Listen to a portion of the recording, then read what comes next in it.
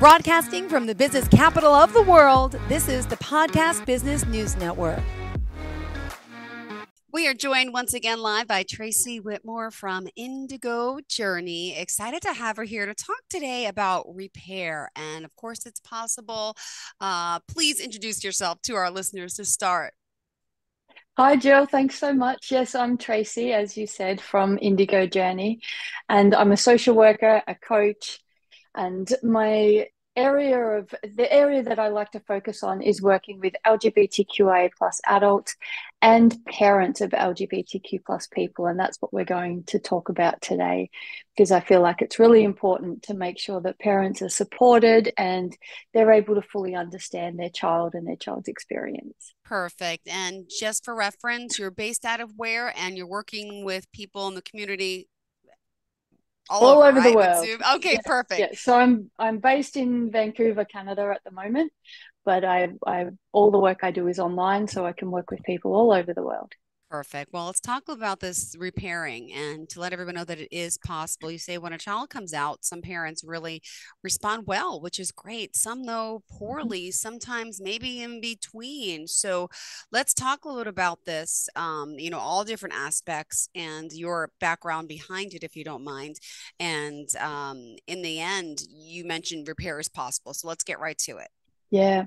And I think that's a really important message for parents to hear, is that repair is definitely possible in almost all circumstances.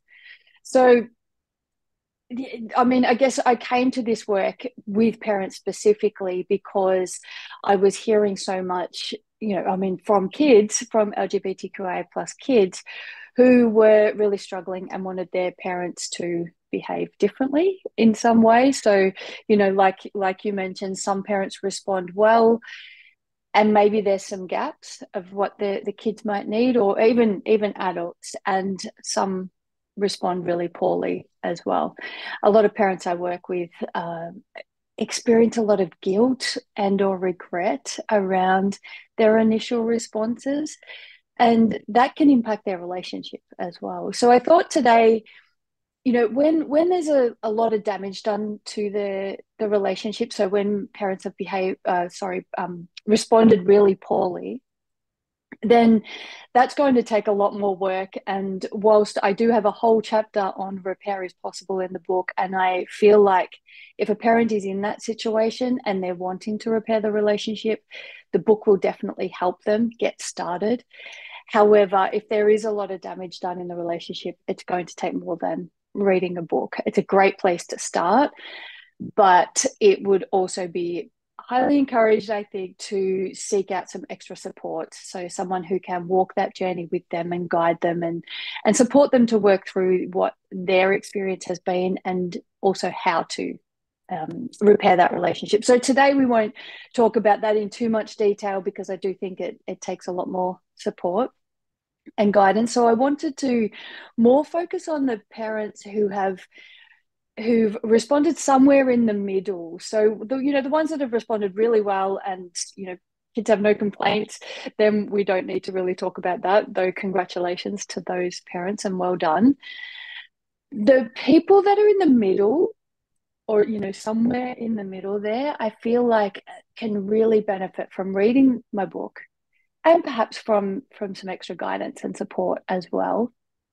And I think some of those mistakes happen at the time that their child comes out, like right at that initial point.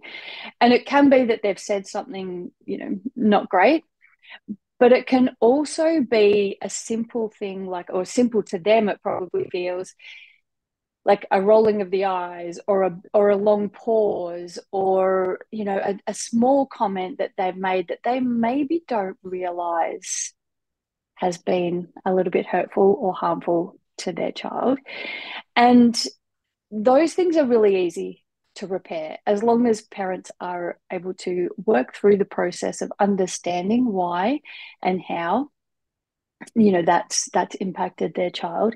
Because often parents think that their child's just being oversensitive, and maybe just being impatient with them, or trying to pick a fight, or trying to be difficult. And almost always that's not the intention of their child. And so, working through communication and enabling parents to better understand what their own feelings are, where they've come from, working through those really helps in that journey of repairing and then of course alleviating some of that guilt or regret, because when you're carrying that, you're not going to interact with other people as well as you might like, because that kind of comes through in the way we interact when we're feeling guilty. Well, let me ask you this as an author, which by the way, you're so modest. We do the introduction. She's like, I'm that coach. But hello, the name of the book is what? It's about you too, reducing Yes. overwhelm for parents of LGBTQ plus kids. Perfect. And we've been Thanks, Jill. diving through the chapters of this the past few weeks. Yeah. So thank you. So I'm still getting used to that title of author. I know, but this is one of her chapters. I just want to point this out. Yeah. It's chapter 8 to be specific. So she's such a modest woman, because people would have been like, what is she? What book is she talking about? Her own book. Yeah. Thank you. Well, thank you. So you want to talk a little about us? Parents also make mistakes. We all do. And that could, the way we react, the way we, how do you get that back? And when all these emotions are heightened to communications, like out of there, it's just, what do you recommend to do? Yeah, well, first of all, read the book. Yes, Read my book. It's about you too. I worked through in the chapters in the book. So this one that we're talking about today is chapter 8. So it's the second last chapter. The whole rest of the book before that is supporting parents to work through their experience, their emotions, their values, their beliefs, and all of the different things, and get a better understanding of their child. So doing that so that when they do get to the point of wanting to apologize to their child or repair the relationship or repair the damage, so to speak, that's happened over that period of time, they need to be coming to their child really authentically, so that they've got a deep understanding of their child's experience and their own, because otherwise their child's going to realize that they're just apologizing because they feel like they have to, or they don't fully understand. When they've done the work, their child's really going to understand that they care enough about this to put in that work, to put in the time, put in the energy. And if they do, take that therapeutic or coaching avenue, then they're also prepared to put in finances to make sure that they can support their child in the best possible way. So we can talk through some steps for sure on how to do that. And communication, like you said, is the absolute key to this, after they've gone through that healing process and that figuring out of everything process. Absolutely. And do we also have a guest today? Well, I think we were going to open up for questions if people wanted to call in and ask questions. Yes, okay. Because I know you mentioned having someone with Anne joining us. So yes. So Anne is in the book. Anne is in the book. Sorry. Okay. I didn't know that. I'm like, okay, let's introduce Anne. I'm like, okay. But yeah, the lines are open, guys. 631. I should mention the number. Here. Oh, good. 631-307-4010. 631-307-4010 if you do have questions. Okay, perfect. Thanks for sharing that. Sorry, I did say an excerpt from my book, but I wasn't really clear on that. No, that's okay. I was like, did we supposed to have a guest? I know we had an issue with Zoom. I'm like, I don't see anyone else in the room. Yeah. So should we introduce Anne? Yes. Okay. So Anne is in the introduction of my book, and what I thought might be helpful to really get an understanding of why I have the approach that I have in supporting parents and where a lot of parents come from. She's in the introduction. So I just thought there's just a couple of paragraphs there, if that's okay, if I read those out. Of course, go for it. Okay. So Anne had called me the previous day quite distressed. She shared that her 17-year-old child had just told her the previous week that they're transgender and pansexual. She wanted to assure me she loves her child and she knew it wasn't about her, but she was struggling. I don't even know what pansexual is, she whispered. I don't know what to think what to do or what to say to my child, Anne shared, choking back the tears. She was shocked, confused, and overwhelmed. And when she reached out to her therapist, she was told that it wasn't about her and that she must focus on supporting her child. She said that it should be my priority. My child should be my priority, Mm-hmm. Anne shared, followed by a deep sigh. I know she's right. I just don't know how to do that. I'm not a terrible parent. I just don't know how. So the problem was she didn't know how to support her child. She had so much inner turmoil that she wasn't even sure if she could, even though she desperately wanted to. This is a dilemma that many parents come to me with. I want you to know that this is perfectly normal to feel the way that Anne is feeling, and it Mm-hmm. won't feel like this forever. So I really wanted listeners to know that exactly that it doesn't last forever, however they're feeling, Yeah. and it is perfectly normal to feel like that. Mm-hmm. And so, you know, Anne's experience is so common, and a lot of parents that I work with, when they're in that state, so they're feeling confused, they're feeling upset, they're worried, you know, all of the different emotions bubbling up Yeah. inside of them, and they reach out for support or they express these concerns to somebody, and the response is, it's not about you, it's about your child. Put your feelings aside. Obviously, people can't put their feelings aside, but it is about their child and they do need to support them. So, how do we go about this? Yeah. So, well, you know, one of the problems with this response is parents then go into a defensive state. They're then, Yeah. you know, feeling defensive, feeling guilty, feeling like they're doing something wrong, feel like the person they've told thinks they're a bad person or a bad parent, and all of those things. So then their communication, they either shut down or Mm-hmm. their communication becomes really defensive and, you know, not very helpful for anybody. Ah, So, like I mentioned, you know, after you've worked through all of this and got a little bit, I guess, better handle on how you're feeling and what's going on for you, focusing on communication and your mm-hmm. communication style is really important. And one of the things I go through in the book and I work intensively with parents with is around active, non-defensive listening and communication. Got it. Okay. Which, So active listening, which a lot of people hear about, non-defensive listening, I guess it is self-explanatory in the term, but people often don't understand all the nuances of it. So I thought maybe it would be helpful to go through that today a little bit. absolutely. And by the way, don't forget the phone lines are open, guys. If you have any questions, 631-307-4010. The lines are open, 631-307-4010. If you do have any questions as we continue. Yeah, great. And I'd love to be able to answer people's questions if they have them too. So strategies to stay out of or recover from defensive responses. So I'm looking at, you know, both you've already done it or to prevent it. And defensive listening is, you know, when we're making excuses, when we be snappy, defensive responses, when we're like really not listening and not really engaging in a helpful way. So Mm-hmm. the first thing that I wanted to share with people is Oh, be more. okay. Hold on. We have a call coming in. 1 second. Oh, Tracy, hello. Hi. Welcome to the show. You're live on the line with Tracy. Who's this? Yeah, hi, this is Rob. How are you? Good. Hi, Rob. Just to let you know, you are live on the line. I assume you're listening to the show. Just to let you know, you are live.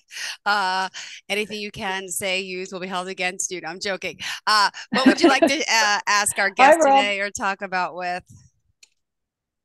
Yeah, hi. So, my son had recently just came out, and I was just wondering if you had some advice, like the best way to you know to speak with him about it is, and and I guess when it comes to like addressing my, I guess I'm obviously very proud of him, but like how to like talk to about it with like my friends and stuff like that, things like that. Oh, well, were you, if you don't mind me asking, have you been supportive of your son? Was it difficult for you, or was it something that just was okay for Well, you? at first it was, but I'm a pretty accepting person. it was definitely difficult at first.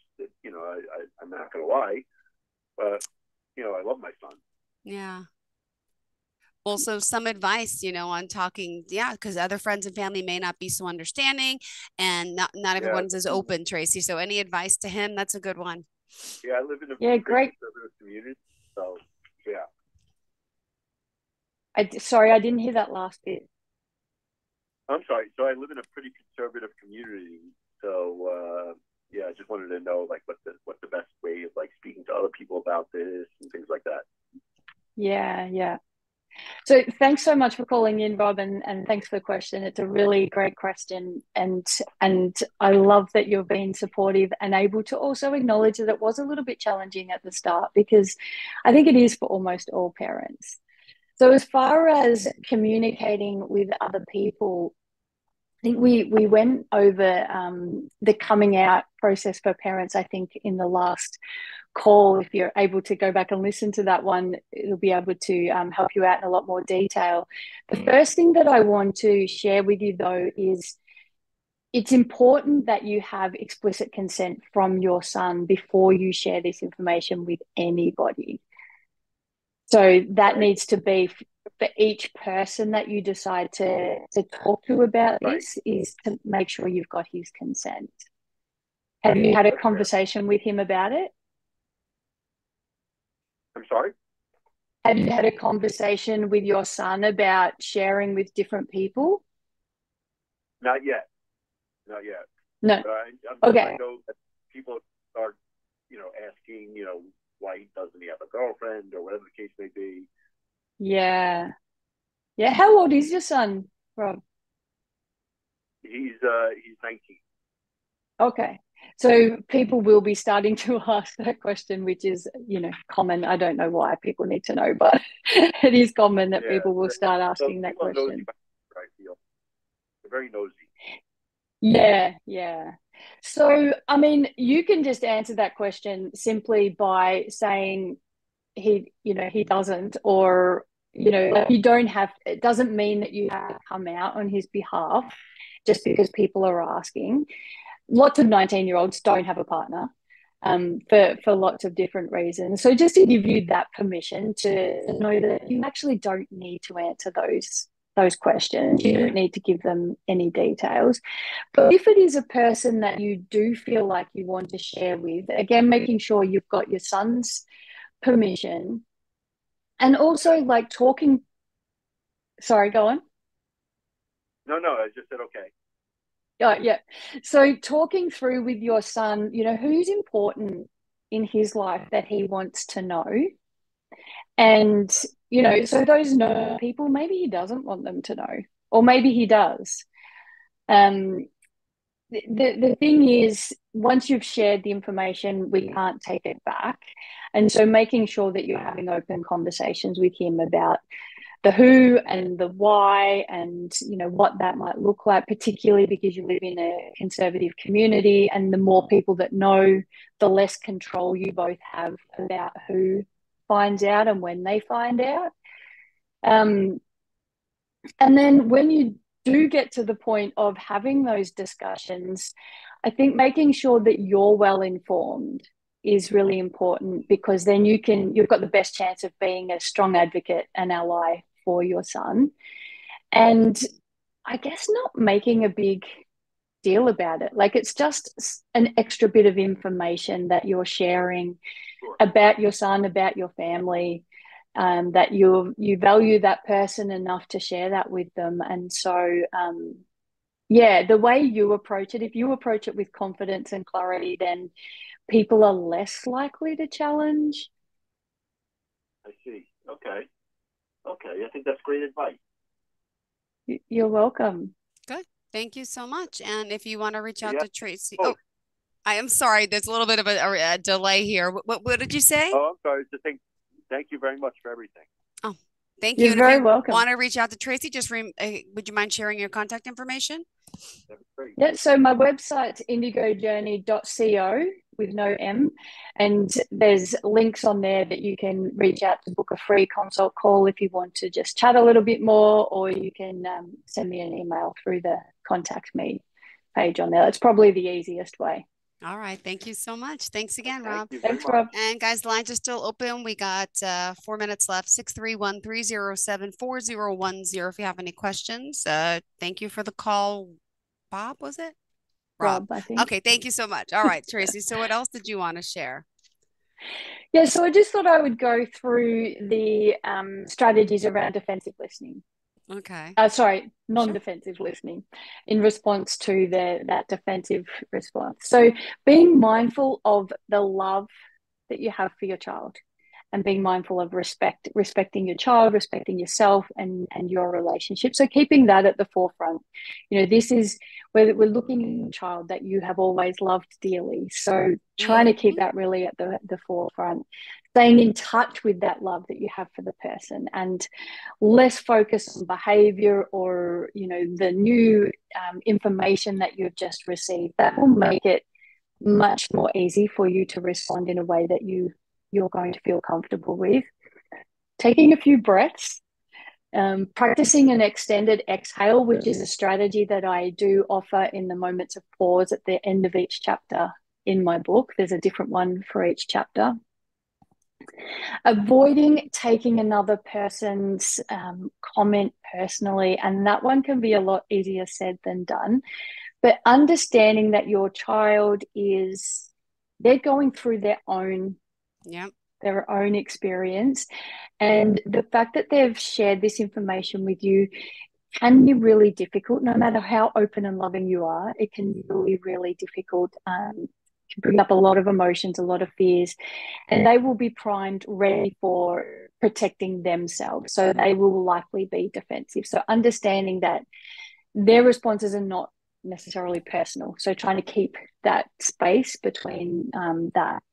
If you're not sure about something, ask for clarity. And if you're struggling, push the pause button. So just let your child know that you just need to take a moment, and make sure it's as brief as possible, because that will be a little bit agonizing for your child to wait. But it's better that you take a moment, pause, go get some fresh air, go take a few breaths, so that you can come back and be more present with the love and care that you have for your child. So they're just some tips of how to recover from that defensive response, or to try and stay out of a defensive response. Got it. Well, also, go ahead. I was just going to say, we can talk about active listening a little bit as well, if we've got time. Yep, go for it. Yeah. So I'll just go through the list, and if people want to know more, you can check it out in my book as well. So strategies for active non-defensive listening are to stop talking. So pause and really pay attention and listen. Avoid interrupting. Maintaining a reasonable level of eye contact with your child, and that doesn't mean staring them out, but a reasonable level. If you're busy looking around the room or looking down at your phone or something like that, then they're going to know that you're not fully paying attention. Use engaging language and facial expressions. So being conscious, if you're feeling uncomfortable, your body language and your facial expressions are going to show that. Mm-hmm. Yeah. So really trying to be conscious of that and keep your body language open. Showing interest and understanding as much as you can. Show the understanding. Obviously, if this is new, then you don't have a deep level of understanding yet. Ask questions when appropriate, and in other parts of the book I talk about what kind of questions are appropriate and what aren't. Summarizing what you've heard can be helpful, so that you can clarify that you've understood what they're saying to you correctly. A big no-no is having your phone, looking at your phone, because if you're checking your phone, even if it's for a split second, it feels like nothing to you, that's going to send a pretty clear message to your child that something else is more important than what they're saying to you right now. And being aware that people do that actually as a defense mechanism sometimes. It's like, I'm feeling really uncomfortable. My phone's my safety. I'm just going to look distracted. away. Yeah, I've done that before. I think guilty. we all have. Mm-hmm. So I think being mindful this is such an important that, yes, and how that keep your phone out of reach is an easy way of steering clear of that when you're having important conversations. And avoid planning your response. That's something that I think almost all of us do. When people are talking to us, we're sitting there in our mind, planning how we're going to respond instead of actually listening. And you'll be surprised at how naturally your response will come if you are not planning it, but you're actually really listening to what's being said. And I guess the last one is avoid the need to be right.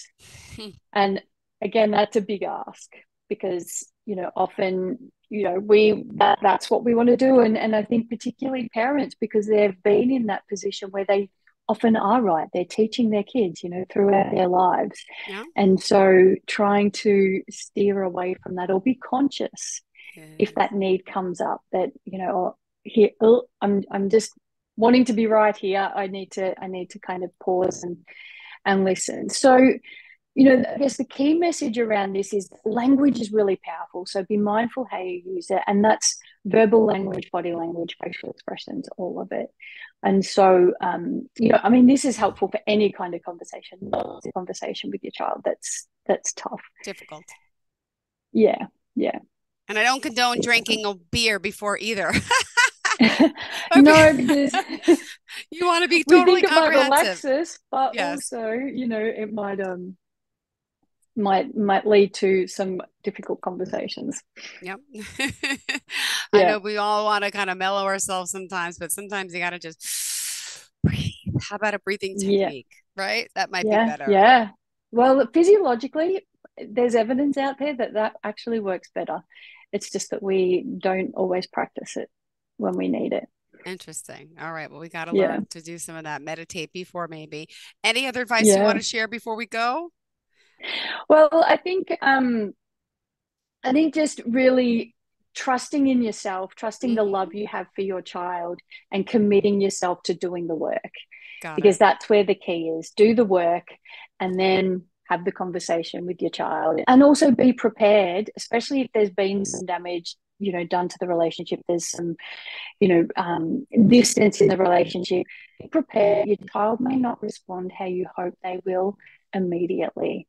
And that's also okay because they need you're doing the work and you know what you're coming to this conversation with and what your hopes are, but they don't. And they might need some time and space to process what you've shared and, to allow some of that. And it might take, and often it will take more than one conversation. Got it. And also, you do matter. It is about you too. And it's time to work through this together, right? I was looking at your notes. Yeah. Absolutely. Yeah. And I mean, that's the whole title of the book is it is about you too, and do the work so that you can be the perfect ally. And you're happy to welcome new people. Could you share a little bit about the programs? Thank you. Yeah. So I've got several different programs for parents, and they range from like an entry level. So just so you can, really get a good understanding about what it means to be LGBTQIA+, and, what some of the potential experiences that your child may have, and just touching a little bit about on what you might be feeling, how to, answering some of your questions and that kind of thing. So that's an entry level course. And then I've got one in the middle, which is when your child comes out, and that can be for parents who their child has literally just come out, or it can be down the road a little bit, but you're still struggling, and that will still be beneficial. And then right through to therapeutic coaching and counseling program that I walk through, to an 8-week program that I basically hold your hand through all of the different steps. And it's really specific to your needs. So the content is addressing lots of different things that are common. And then I walk through, in one-to-one therapeutic coaching and counseling sessions throughout the program each week, where we address whatever comes up for the individual, whatever they need in that moment. All right. Thank you so much. We are out of time. A reminder of the website, how we can find you. Yes. So indigojourney.co, no M. And so that's my website, and social media is tracy.indigojourney. So there's Instagram, Facebook, YouTube, and LinkedIn. All right. Thank you so much, Tracy. Have a fantastic day. To all of our listeners, stay tuned. Are you looking for even more of the podcasts and hosts that you love? The Podcast Business News Network is proud to announce that you now have even more ways to listen live. Check out the MyTuner Radio, online radio box, and Simple Radio apps on iOS and Android, or find us online. Search for Business News Network on mytuner-radio.com, or search Podcast Business News Network on streama.com and onlineradiobox.com/US. Take your podcast on the go and don't miss a minute of the action.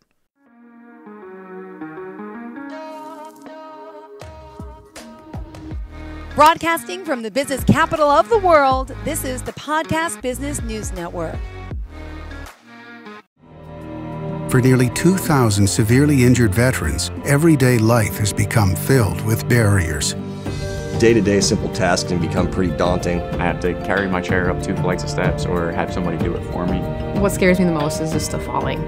When I'm struggling with my house, I think, to have that one great barrier just knocked down, it's crucial. Home for Our Troops is a wonderful nonprofit that builds a mortgage-free, fully adaptive, handicap-accessible house. And there's no catch. It'll be our very first home that we've ever owned. This is a game changer. This is where your life begins again.